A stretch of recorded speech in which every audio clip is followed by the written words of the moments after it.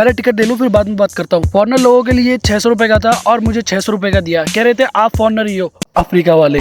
बरासत को हिरासत में लेके मैं तो पहुंच गया अंदर। 2 अंग्रेज आ रहे थे और उनका एक पर्सनल नौकर था जो कि इंडिया का था और ऑफ कोर्स वो पर्सनल था। पहले अंग्रेज हमसे गुलामी करवाते थे और आज हम खुद उनके पास जाकर गुलामी करते हैं। 19-20 का ही फर्क है बस। फिर मैं उन्हें इग्नोर करके ऊपर चढ़ने लगा और ऊपर चढ़ने के बाद मैंने देखा कि एक खंबे पर लिखा हुआ था ईसा खान मकबरा, जो कि बराबर में ही था ईसा खान मकबरा। फिर मैंने ईसा खान के मकबरे में जाने का फैसला किया और मैं तुरंत मइयो चल के पहुंच गया ईसा खान के मकबरे के अंदर। लेकिन अंदर पहुंचने से पहले एक पोस्टर लगा हुआ था पत्थर का जिस पर सारी चीजें डिटेल से लिखी हुई थी। उस पोस्टर को पढ़ के मैं खुद पहुंच गया अंदर। और मैं जैसे ही अंदर पहुंचा मैंने चारों तरफ देखा। चारों तरफ देखने के बाद पता चला एक जगह तो सुरंगें हो रखी थी, जो छोटे छोटे आले बने जाते हैं उनके वहां पर छोटे छोटे आले भी इतने बड़े थे, देखने में मैं खुद फिट हो जाऊंगा पूरा। थोड़ा और नजदीक जाकर देखा तो बिल्कुल अलग ही लगने लगा था ईसा खान का मकबरा। फिर मैंने उस मकबरे में घुसने का फैसला किया। सिक्योरिटी गार्ड मेरे पीछे ही खड़ा था और मैं थोड़ा तेज तेज चलकर पहुंच गया अंदर। और अंदर जाकर मैंने देखा वहां पर तो कबूतरों ने घोंसला बनाया हुआ था, जो कि कबूतरों की वजह से इतनी बदबू हो रखी थी उस कमरे में। हालांकि वहां पर सिर्फ कब्रें थी और कब्रें सिर्फ औरतों की थी, उन पर नाम भी लिखे हुए थे अरबी में।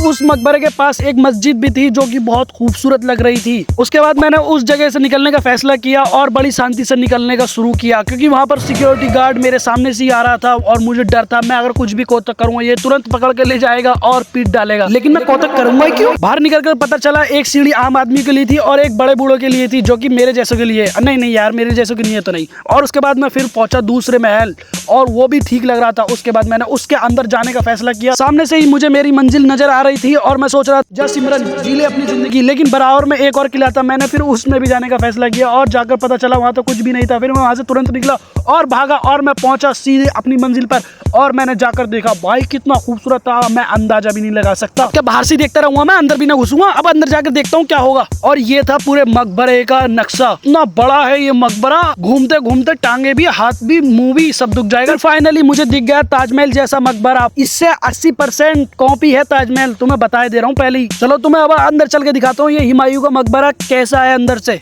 ऊपर चढ़ने से पहले भी यहाँ पर कब्रें थी, मतलब यहाँ पर 150 से अधिक कब्रें बनाई गई हैं। फिर मैंने ऊपर चढ़ने का फैसला किया और ऊपर चढ़ने से पहले भाई इतनी बड़ी शिद्दतें से गुजरना पड़ रहा था मुझे, क्योंकि जीने इतने ऊंचे ऊंचे थे। ऐसा लग रहा था अगर मैं पीछे गिरा तो पक्का मेरा तरबूज सा खुल जाएगा, खोपड़ेगा। फिर मैं फाइनली ऊपर बड़ी मशक्कतों के साथ चढ़ ही गया। लेकिन ऊपर से नीचे जब मैंने झांक कर देखा तो भाई डर सा लग रहा था। रेलिंग पे बैठना भी मना था, लेकिन मैं फिर मीनार पे बैठ गया। ऑफ कोर्स चुप गई मीनार, क्योंकि मीनार में चौंच निकल रही थी। और मैंने पास से जाकर देखा तो बड़ा खूबसूरत लग रहा था। रे ऐसा तो मैंने अंदाजा भी नहीं लगाया था भाई, ताजमहल भी इससे ही कॉपी है, सच बता रहा हूँ तुम्हें। ऊपर भी बहुत सारी कब्रें थी। फिर मैंने अपने कलेजे पे पत्थर रख के हाथ में फोन पकड़ के ऊपर से नीचे का व्यू दिखाया। टांगे तो कपकपा रही थी, लेकिन टांगे कहाँ दिखेंगी तुम्हें। लेकिन मैंने एक बात नोटिस करी, उससे कोसों दूर मील एक किले की मरम्मत भी चल रही थी। वैसे उसके चारों तरफ किले ही किले थे और उसके दाएं बाएं भी जाग के देखा तो किला, फिर इधर देखा तो किला, और वहां पर लोहे की रेलिंग भी लग रही थी। और उसके बाद जब मैं मकबरे में घुसा तो मैं तो गुम ही हो गया। चारों तरफ भूल भुलैया जैसे गेट थे। मैं कहीं से निकलने की कोशिश करूँ तो वहां से निकल ही नहीं पा रहा था। लेकिन मैं ठोकरे खा के, धक्के खा कर, जैसे जिंदगी में धक्के खा रहा हूँ ऐसे यहाँ धक्के खा कर मैं फाइनली निकल तो गया था। अब मैं आपको इसकी सारी डिटेल बताने जा रहा हूँ कि हुमायूं का जन्म कब हुआ था और कैसे हुआ था, कहाँ हुआ था, सारी बताने वाला हूँ। तो फ्लैशबैक में चलते हैं और पेट पकड़ के बैठो जल्दी से। मकबरे का नाम था हुमायूं मकबरा, नई दिल्ली, और उनकी पत्नी का नाम महाचुच बेगम हमीदा बानो बेगम था और उनके पिता का नाम बाबर और माता का नाम माहम बेगम था और उनकी उम्र थी 47 साल। और उनका जन्म 6 मार्च 1508 में हुआ था। पहला शासन 26 दिसंबर 1530 में हुआ था और दूसरा शासन 22 जून 1555 में हुआ था और उनका धर्म था इस्लाम। उसके बाद जब मैंने निकलने का फैसला किया तो मैंने देखा इतने सारे फॉरेनर आ रहे थे। ऐसा लग रहा तो पूरे ट्रक भर के फॉरेनर की गाड़ी यहीं पे छोड़ दी गई हो। इतने अमीर थे कि उन लोगों को देख के खुद को गरीबी फीलिंग हो रही थी। कितने खूबसूरत थे, और खूबसूरती एक कला होती है और कला भी मैं ड्राइंग पे बना सकता हूँ। और ड्राइंग एक बुक वाले भैया के पास मिलती है और बुक थोक में लाते हैं दिल्ली से, मतलब घूम फिर के दिल्ली में ही आ जाना। लेकिन जब मैं उससे भी आगे निकला तो मैंने देखा एक काल कोठरी।